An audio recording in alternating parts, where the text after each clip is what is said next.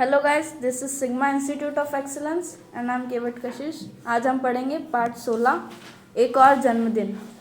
हरिशंकर परसाई इनके लेखक हैं। इनका जन्म हुआ था 1924 में। इनका निधन हुआ 1995। हरिशंकर परसाई का जन्म जमानी, होशंगाबाद, मध्य प्रदेश में हुआ था। उन्होंने नागपुर विश्वविद्यालय से हिंदी में एमए की उपाधि प्राप्त की। 18 वर्ष की उम्र में जंगल विभाग में नौकरी की। 1942 से मॉडल हाई स्कूल में अध्यापन किया। 1952 में सरकारी नौकरी छोड़कर 1957 तक प्राइवेट स्कूलों में नौकरी की। 1957 से स्वतंत्र लेखन की शुरुआत की। जबलपुर से वसुधा साहित्यिक मासिक पत्रिका का संपादन किया। उन्होंने कहानी, उपन्यास और निबंध भी लिखे, परंतु मुख्य रूप से कहानियाँ, उपन्यास, निबंध लेखन मुख्यत्वे व्यंग्यकार के रूप में विख्यात है, मतलब प्रसिद्ध है। उन्होंने व्यंग्य मनोरंजन के लिए नहीं बल्कि व्यक्ति और समाज की कमजोरियों और विसंगतियों पर चोट करने के लिए लिखे। साहित्य अकादमी अवार्ड 1995 भी उन्हें प्राप्त हुआ है। प्रस्तुत व्यंग्य रचना उनकी मेरी श्रेष्ठ व्यंग्य रचनाएं संग्रह से ली गई हैं। एक और जन्मदिन कहानी में जन्मदिन के बहाने उन्होंने अपने विचार व्यंग्य के साथ हमारे सम्मुख रखे हैं, मतलब हमारे सामने रखे हैं। इसमें उन्होंने समाज में व्याप्त दंभ की मानसिकता उजागर करते हुए जीवन के प्रति अपने अभिगम को उजागर करने का स्तुत्य प्रयास किया है। हमारा पाश्चात्य अंधापन अनुकरण हमारी भारतीय वास्तविकता को दंभ का आंचल उड़ाकर जीवन की समाज की सच्चाइयों से विमुख कर देता है। जन्मदिन किसे और किसे मनाना चाहिए, उसे व्यंग्य हास्य कटाक्ष के माध्यम से उजागर किया है। मैं जन्मदिन छिपाता हूँ पर, मतलब कवि कहते हैं कि मैं जन्मदिन छिपाता हूँ पर गलती से एक किताब के फ्लैप का अर्थ होता है किताब के पुट्ठे पर अलग से जो मोटा रंगीन पन्ना चिपकाया जाता है, उसे फ्लैप कहते हैं, पर मेरी जन्म तारीख छप गई थी। कुछ लोगों को यह भेद मालूम हो गया, मतलब कुछ लोगों को ये बात पता चल गई। उस दिन सुबह एक प्रोफेसर साहब आए। वह गुलदस्ता लिए, मतलब फूलों का गुलदस्ता लिए थे। उन्होंने मेरे हाथ में गुलदस्ता दिया और बोले, आज आपका जन्मदिन है। मैं सचमुच भूल गया था, भूल जाना भी चाहता हूँ। मैंने ऐसा कौन सा पराक्रम या बहादुरी वाला काम, पराक्रम का अर्थ होता है बहादुरी वाला काम या बहादुरी, कर दिया कि 1 साल और जिंदा रहा। मैं तो अपने गुजर बसर लायक कमा लेता हूँ, बस काला बाजार से भी सामान खरीद कर जिंदा रह लेता हूँ। मैंने कौन सी जीवनी शक्ति 1 साल में बिताई कि मुझे बधाई दी जाए। जन्मदिन की बधाई देना हो तो मेरे सामने के इन झोपड़े वालों को दो, जो एक टपरी का अर्थ होता है कुटिया या झोपड़ी बनाकर रहते हैं। जमीन गीली है, सांप बिच्छू निकलते हैं, इन्हें भरपेट खाने को नहीं मिलता। ये रोज मरने को होते हैं पर मौत को जीत लेते हैं। ये 1 साल और खींच ले गए, मरे नहीं तो जन्मदिन की बधाई इन्हें देनी चाहिए। ये जीने की इच्छा को खाकर जीवित हैं, उसी में प्रोटीन निकालते हैं, मतलब जरूरी ताकत को इकट्ठा करते हैं। ये मुहावरा है, प्रोटीन निकालना। पराक्रम ये करते हैं कि साल पर साल निकलते जाते हैं पर मरते नहीं। तो एक ही आदमी गुलदस्ता लेकर आया। मैं दुखी हुआ। यह याद दिलाना क्या अच्छी बात है कि तुम्हारी उम्र 1 साल और बढ़ गई है। कोई यह बताए कि उम्र 1 साल कम हो गई तो बड़ा अच्छा लगे। सोचा कि अखबार में छपवा दूं कि परसाई जी ने अपना जन्मदिन बड़ी सादगी से मनाया। कमबख्त कोई आया नहीं तो सादगी से मनाना तो मजबूरी ही हो गई। वह अध्यापक सुबह याद दिला गया तो दिन भर दिल विचलित रहा। अब कोई आया, अब आया। थोड़ा सा खटका दरवाजे पर होता तो मैं फौरन दरवाज़ा खोलता कि कोई माला वाला लेकर आया होगा, पर देखता कि कुत्ते ने दरवाजे पर धक्का मारा था। कुत्ता खड़ा था। मैंने संतोष किया कि कुत्ते ने तो मेरे जन्मदिन का ख्याल रखा।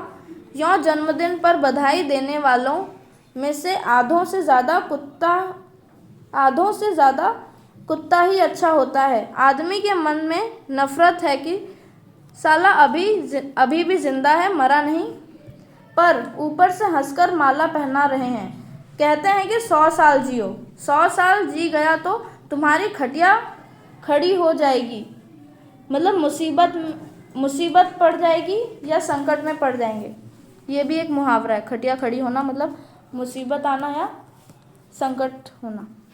नहीं, मुझे ऐसों के हाथ से माला नहीं पहनना। एक मेरे बुजुर्ग मित्र हैं, 2 बुजुर्ग मतलब बूढ़े मित्र हैं, 2 महीने से कह रहे हैं याद है हमें तुम्हारा जन्मदिन, बड़े ठाट से मनाएंगे, कहीं बाहर मत चले जाना। पर उन्होंने भी कुछ नहीं किया। बात यह है कि वह 1 अप्रैल को पैदा हुए थे, मतलब जो कवि थे वो 1 अप्रैल को पैदा हुए थे। जो अप्रैल फूल के दिन पैदा हो उससे यही उम्मीद की जा सकती है। इनका जन्मदिन मनाने में हमें बड़ी तकलीफ हुई।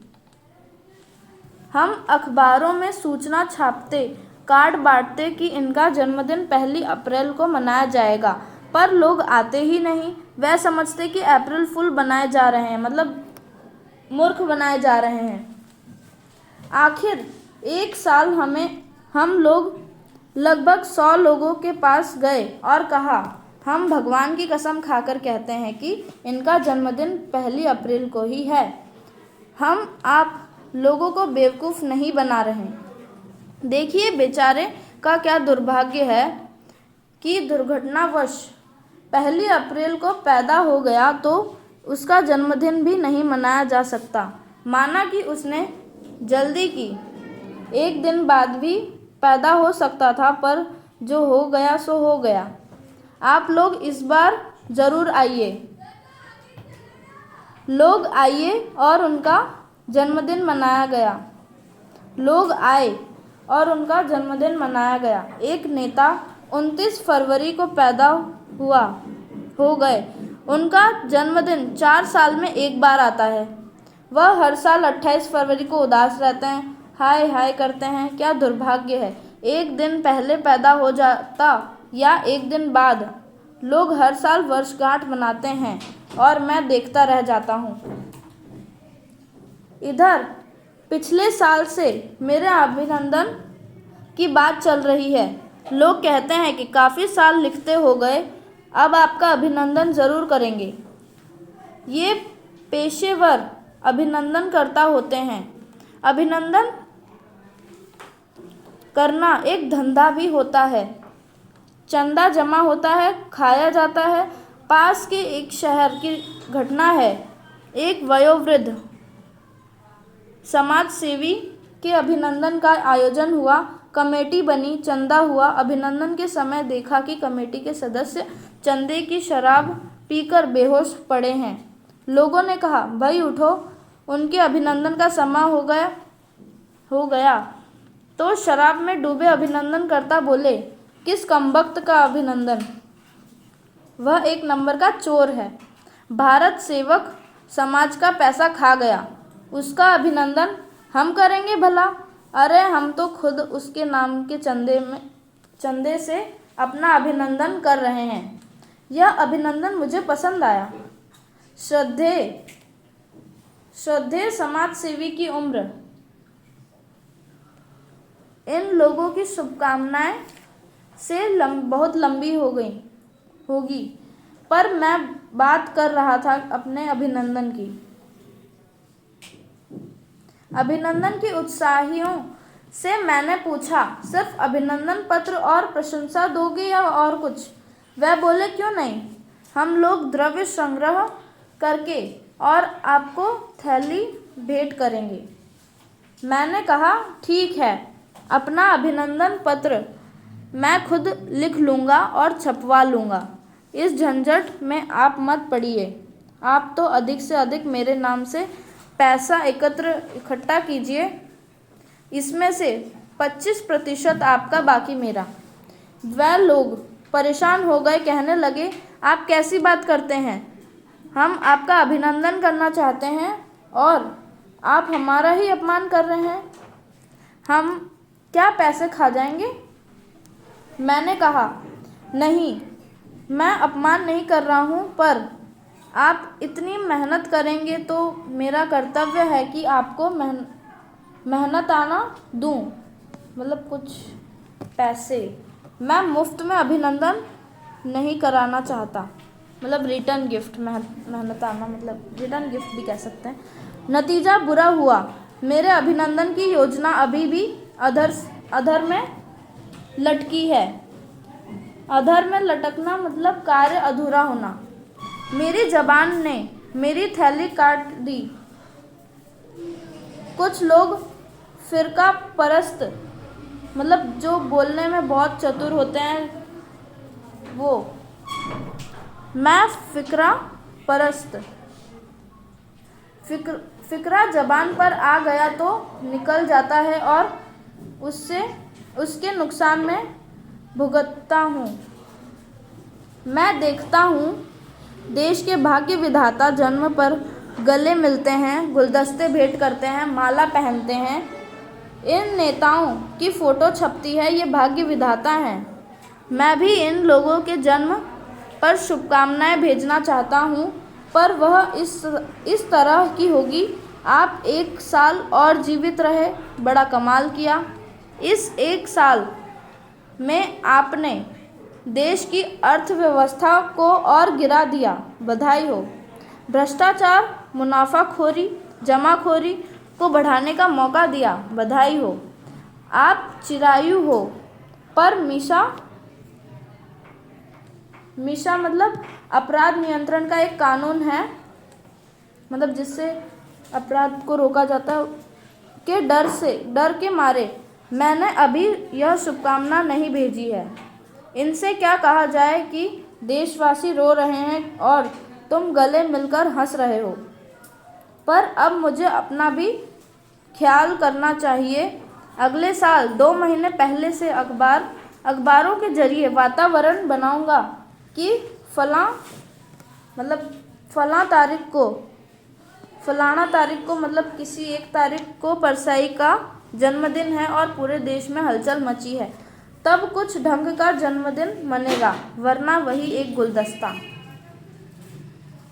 तो चैप्टर खत्म होता है guys. Thank you for watching. अगली वीडियो में मिलेंगे।